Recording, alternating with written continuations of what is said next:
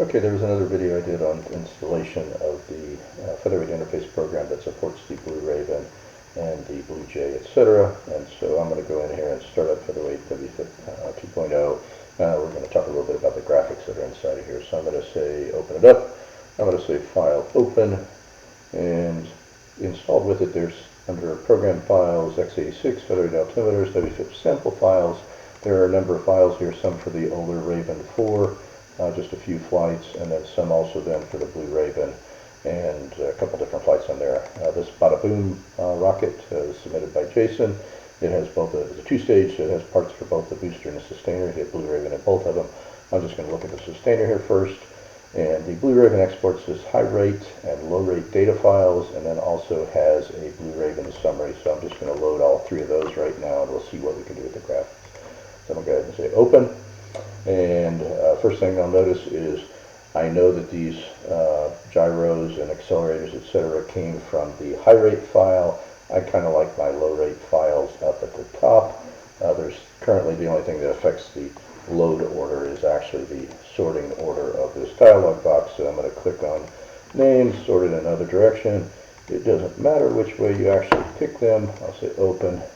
And so now I have my files, or the low rate stuff at the top that I expect, and the high rate stuff at the bottom. It automatically goes ahead and looks for things like AGL and accelerator. We'll add those to the graph. If you want to add other things to the graph, you can just go ahead and click on them in here. I'm using a control key. If you just click, you're just going to get whatever it is you click on. But if you do a control click, it will add them to the graph. I'm going to go back and add acceleration and AGL altitude in here, but you can look at other things in here, velocity up, etc., etc. So different things. It keeps creating different axes over here for the different items that you click on. You can obviously create too much to make the graph, so that the graph is actually pretty much unreadable, but that's a different story. So I'm going to go ahead and add those things back in. These, so the top ones are parameters, numeric parameters based on time. The bottom ones are events based on time. So I can say this liftoff, and you're going to see what we might call a spark line at the top of here. And as you control click down through here, it will give you the different events and what is a 0 or a 1 for whether the event is false or true.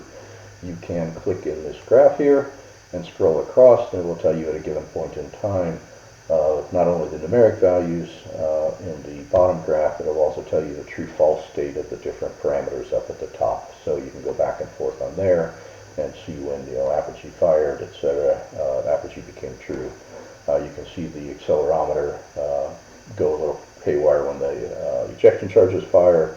You can see it coming down. Here's another ejection charge for main, and then the descent rate slows down. So you can zoom into parts of these graphs. So I can click on here. I'm clicking and dragging, and it'll zoom in on a part of the graph. Note that when it does, it zooms, it auto-scales the left axes to that for each of those parameters as well. So you can see on this one here, the part of the graph I zoomed in on, it was already at 17,000 feet there, and then it zooms in. It basically auto-scales those. So I can right-click in here and say reset all zoom. So you can do that. So like if I pick a little section down here and zoom in, you can see basically it's zoomed in on every parameter here within the time range that I'm looking at. There was some issue downloading the data here. I'm not sure whether the data was correct in the file I received, but you can see that there's some oddity in the data in there for the accelerometer. So again, zoom out, reset all zoom. You can also zoom in on different parts of the graph here. So I'm going to click in one of these axes, and it's zooming in now on just the AGL axis there. So you can see that it's zoomed in. This other one is still retaining its current zoom rate, but I can also go in and zoom on it. So it all depends on which axis you click on. You can reset a zoom on one of the parameters or both of the parameters. I'm going to do a quick zoom on two different things here again.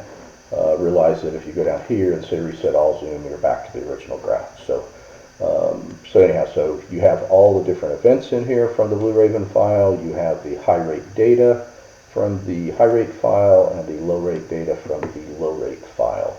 And so you can click on, zoom on any of those things in there. So that's pretty much a simple view of what the graphics does. So I'll just stop here, and that's something you can play with, and just realize that if you do the install from the installation video that in the other video, you can go here and it downloads a bunch of sample files here, a number of different sample files.